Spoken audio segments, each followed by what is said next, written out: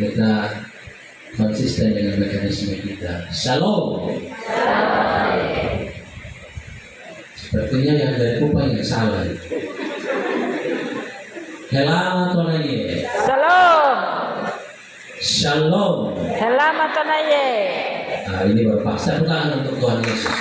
Ini perempuan-perempuan yang saya hormati, Bapak Camat Rejua, Ibu Ketua Majelis Klasis Sabu Barat Rejua, Majelis Klasis Sabu Timur, pengurus perempuan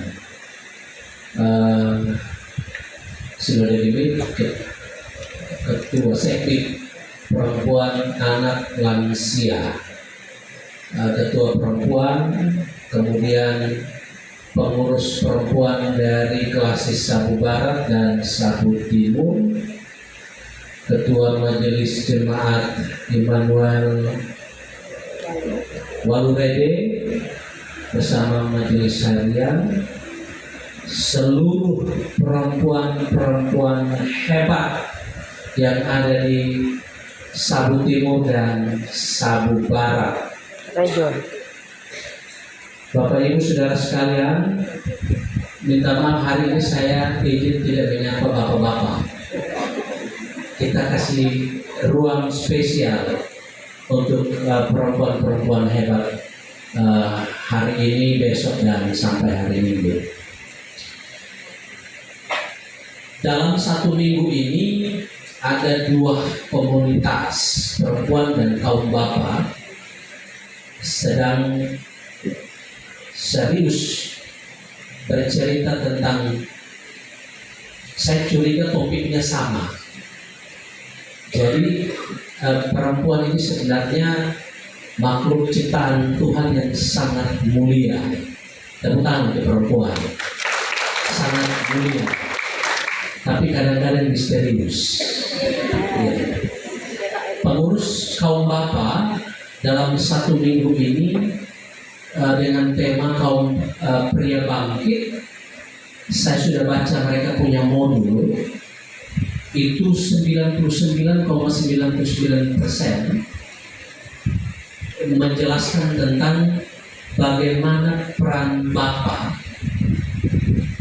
dalam mengurus rumah tangga, secara khusus melindungi dan mengayomi istri dan mama, terus saudari-saudari, anak-anak perempuan untuk terhindar dari kekerasan baik secara fisik, psikis, mental, dan seterusnya sedang didiskusikan. Hari Rabu kemarin saya pulang dari Soe itu jam 1 malam karena momen pembukaan kegiatan kaum pria bangkit. Nah, kita dalam beberapa hari akan duduk bicara tentang perempuan juga. Kalau kaum bapak sudah bicara tentang perempuan, mereka mau mencari strategi supaya dalam rumah tangga jangan bikin sakit hati mama-mama lagi, jangan bikin pusing istri, jangan bikin susah perempuan dan sebagainya. Itu sedang ada di dalam modul, ada tujuh modul yang sementara disiapkan untuk mereka pelajari selama hampir 1 minggu.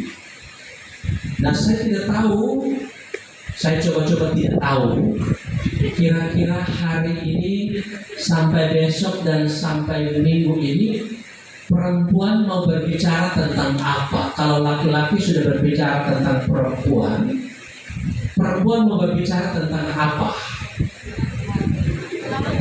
Mungkinkah perempuan juga akan berbicara? Kalau bapak-bapak sudah bicara begitu, mari kita juga bicara bapak-bapak. Kita bikin supaya bapak-bapak jangan emosi lagi begitu. Misalnya begitu. Ya. Tadi Mama Hawa singgung. Kadang-kadang saya bapak-bapak dong saya mau ini pukul makan, ini mau tolong pukul ini juga. Radio rusak dari jam 4 pagi sampai jam 8 malam. Kemana orang tidak marah? Misalnya begitu misalnya.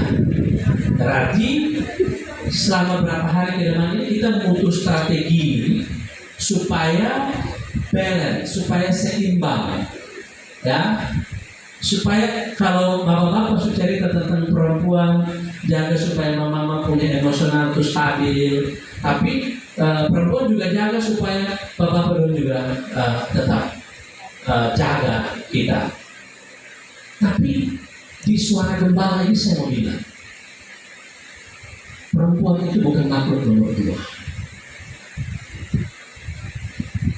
Dari zaman pencipta sampai Tuhan Yesus mati, bangkit naik ke sorga, perempuan selalu memberikan kualitas jati dirinya sebagai perempuan.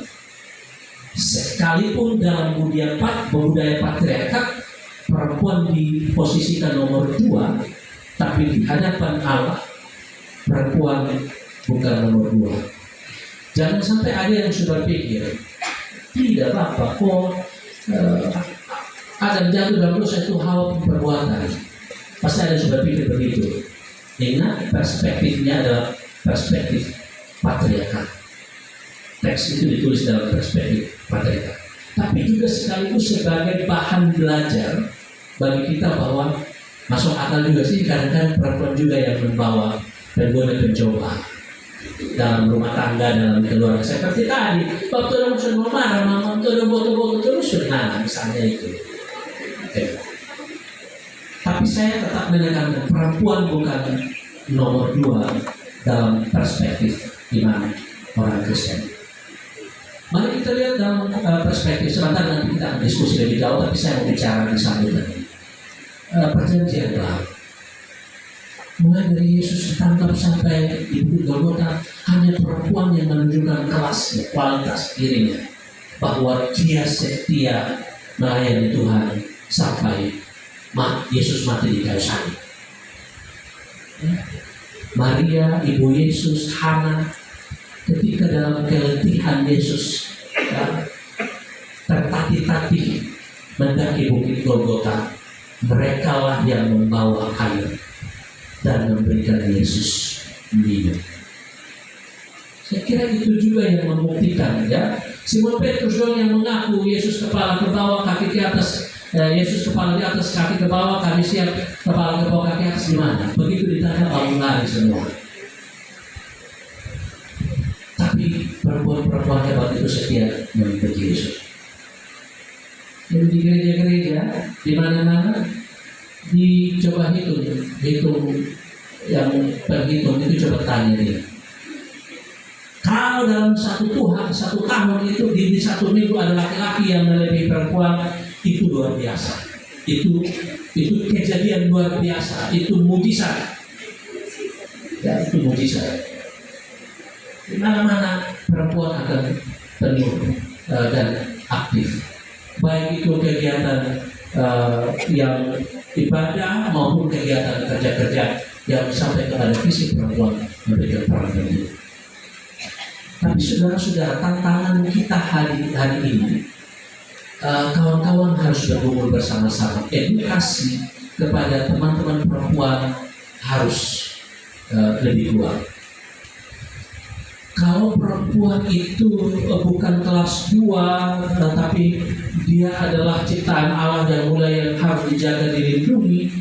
Namun perkembangan dunia hari ini memberikan catatan bahwa angka kekerasan terhadap perempuan dan anak menduduki posisi tertinggi untuk di semua provinsi di Indonesia. NTT masih menduduki posisi paling tinggi. Setelah ditelusuri, salah satu faktor itu kita selalu menkambing hitamkan budaya. Saya ingin mengatakan sebenarnya bukan budaya. Saya mau bilang bahwa itu kebiasaan buruk. Nilai-nilai budaya itu selalu memberikan edukasi yang positif. Tetapi praktek-praktek tindakan sosial yang bertentangan dengan kebersamaan, kesetaraan perempuan dan laki-laki itu menurut saya bukan budaya.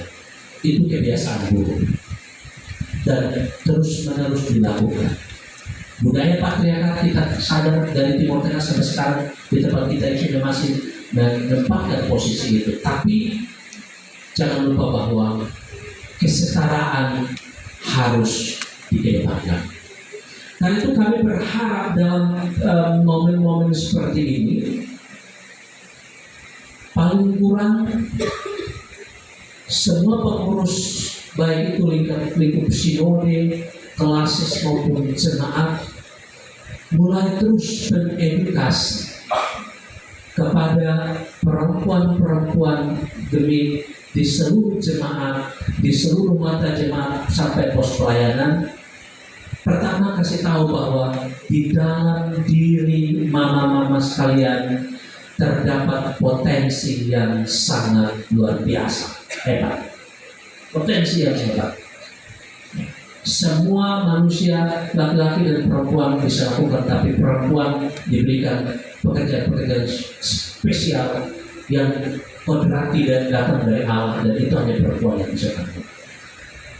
Dia bisa hamil, dia bisa melahirkan, dia bisa mengerjakan pekerjaan apa saja, dan itu laki-laki tidak mungkin melakukan itu.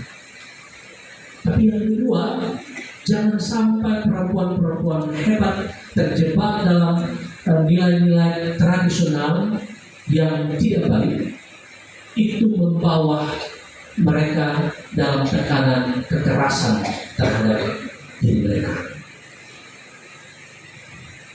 Mama Hawa, peran ganda betul. Saya setuju dengan khotbah yang tadi bahwa dalam satu hari itu perbandingan itu 1 berbanding 10. Ya, kalau 10 berbanding 100. Peran antara seorang laki-laki dan perempuan bekerja dalam satu hari. Tapi kadang-kadang itu tidak dihargai sebagai sebuah prestasi yang harus dihormati, yang harus diberikan ruang. Ya,